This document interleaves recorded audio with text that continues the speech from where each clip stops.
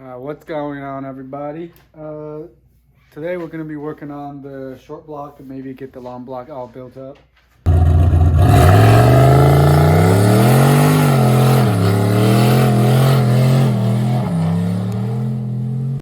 So what we got going on is got the short block, of course. Cleaned up all the pistons, and make sure you clean up all the gunk that's inside the, what are these called again? Ringlands? The ringlands, yeah, that's it. And then we got that thing over there.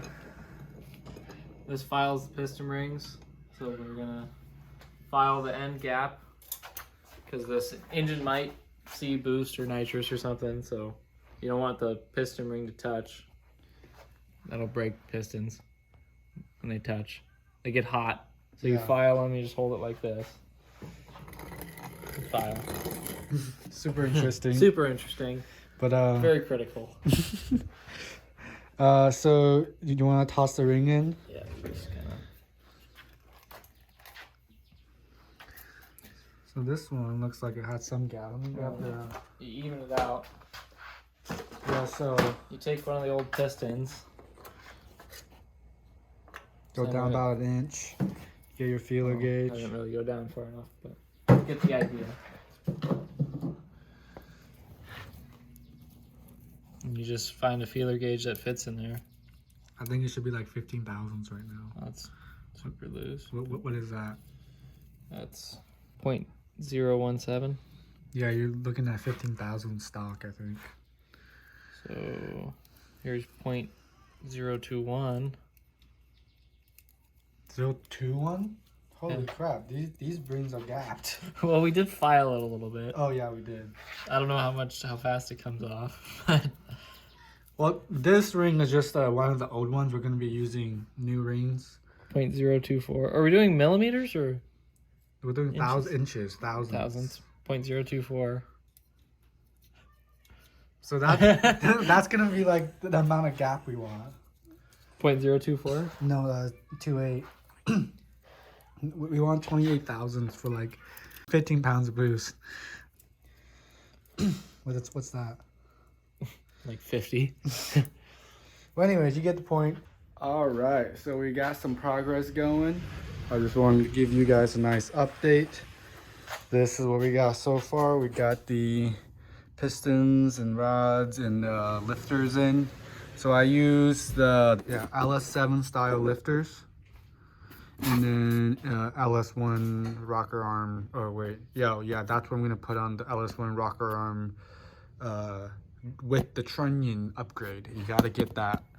I got this oil splash guard, and then you can see here I made a custom oil tube because the old oil tube obviously wasn't gonna work, and then the front sump oil tube didn't work because I had to modify the pan, which I will grab the pan. Here's the pan.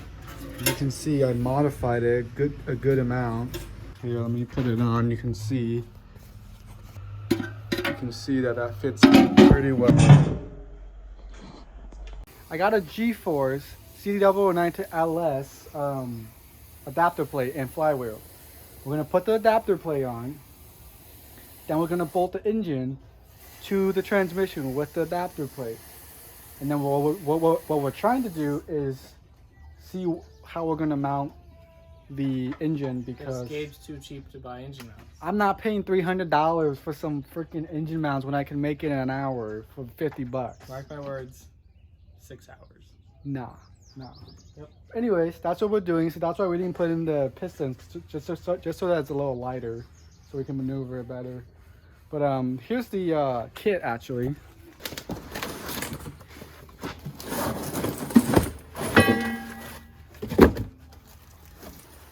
So that's the plate, and so this hole, this very top one, bolts with that, and then yeah, there you go. It goes. So it bolts on like that. It looks pretty good actually. And then these holes are for the CD009. You go from the back side and it bolts into that. So the only problem is this moves it forward an inch. Yeah. The flywheel's really thick. take up the space, the extra space this adds. That's it. It looks pretty good. It's billet. And then it also comes with all the hardware in this saran wrap. That's it. Yeah. Oh, and then it comes with bolts and then a Special pilot bearing. yeah. So that's that. So that's what we're gonna do. Now we're gonna spend 6 hours on engine mounts. Let's do it.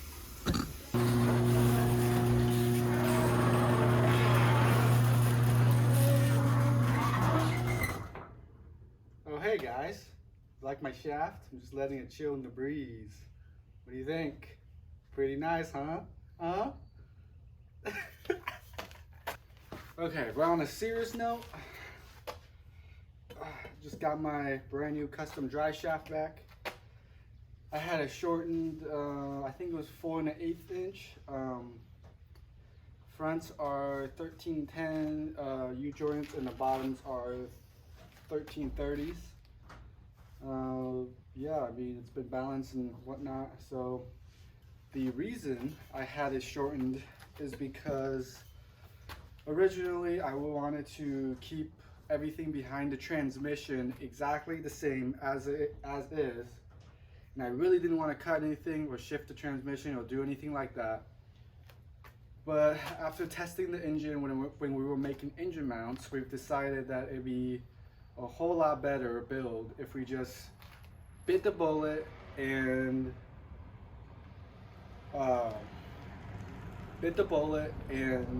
just shorten the drive shaft, relocate the transmission, which is what we're doing now. So if you were looking forward to not moving anything from the transmission back, sorry about that. But this will make the build a lot better fitment wise, and also a single piece. It can give me a real excuse to go to a single piece drive shaft, and that'll help with way better power transfer. And oh, the last thing is, this is actually 5 to 7 pounds lighter than the stock one. That's cool. Besides that, we're gonna toss this in today and hopefully be able to build some transmission relocation brackets, and then we can figure out where we want to mount the engine. Hey guys. Jeez.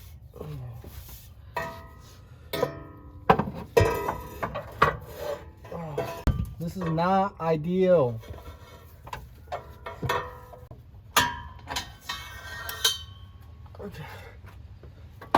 Okay, so I got the drive shaft on. I was about to bolt on the middle piece, but I figured out it's a single piece drive shaft. So what we're gonna do is jack the transmission up, put it in, see where we're at, and then go from there. Okay, so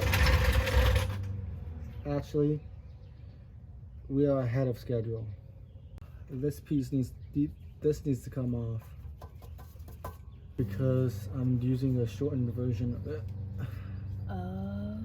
Alright guys, it's another day, but last time we left off, we finished installing the drive shaft. Since then, I have done a couple of fabrication work. Gotta warn you, it doesn't look pretty, but it gets the job done. So the first thing is I finished modifying the shifter, and here's what I got. As you can see, this is the new one, and this is the old one. The old one looked like this, you know, really long. And then this one that I modified, this is the old style mount. I cut it up and did it, and as you can see, it's a huge difference in where the position. I believe I shortened it around 4 1/8 inch. You could probably get a little more out of it if you really wanted to hug the engine against the firewall, but I wanted to give myself a little bit of space just in case I need to do any work. And here's the side profile. Yes, this is some turd welds. Don't judge. It gets the job done. I tested it, everything works. So we're gonna toss this onto the transmission, and then we're going to finish off making the transmission mounts, the transmission relocation brackets, and then we should be able to mount the transmission in today, get the shifter situated. And then the other thing I want to get done is I've already actually started, which is do the modification for the fuel pump for the return line. So you have an inlet here. I think it's like a CJ Motorsport return line. I have to double check. But basically it modifies this so that I think you can put a return line right here. So hopefully we can get that done today as well. And then we can start mounting the engine. I don't know if I'm gonna do this first or do the engine mounts, but we'll find out, I guess.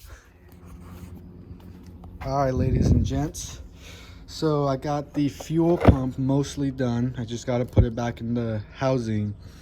I cut the connectors off. I'm just gonna solder them directly for a cleaner, more hard line. I can just always unsolder them if I want to swap them out for something. And the CJ kit's actually pretty good. It's the CJ Motorsport, I believe.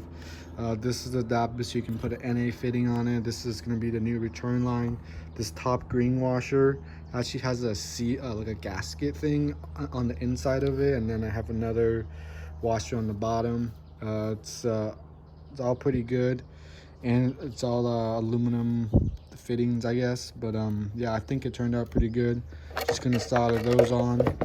Oh, it's I think it's a Walbro 450 or 485. It's the one that people use for E85 when they do LS swaps and whatnot. But that's good to go, pretty much. And here's my adapter plates for the relocation of the cross member. This one is just flat. It's for the passenger side because you're able to get nuts onto the relocation area better versus on the driver's side. If you put these plates up against the if you bolt these in, then on the passenger side you won't have any space for the nuts to be put in, I guess. So you have to hog some big holes into the chassis, which I can show you right now. So you can see that's the original location of the cross member, and I had to shift it all the way back. And you can see I hogged these big holes out, and that's for the nuts. Ow, just nice piece of aluminum just got stabbed into me. Anyways, so basically I hogged it out, and then I weld some nuts on it. Some doo-doo welds, but they work. Weld some nuts on it, so when this sits up against the body, these nuts can sit in those holes, and I can get some bolts through down here. I just made these plates. I made them pretty thick steel. I'm hoping that they'll be strong enough, but we're just gonna have to wait and find out. I guess I'll toss these on and show you how they look. Okay, we got an update. I got my lovely assistant right here holding the front of the transmission. Everything seems to line up pretty decent. I have it mounted into pretty like 99% of where it's supposed to be. So that's why I have it bolted. It looks like I can shift it up a little bit, which is what the top is saying as well.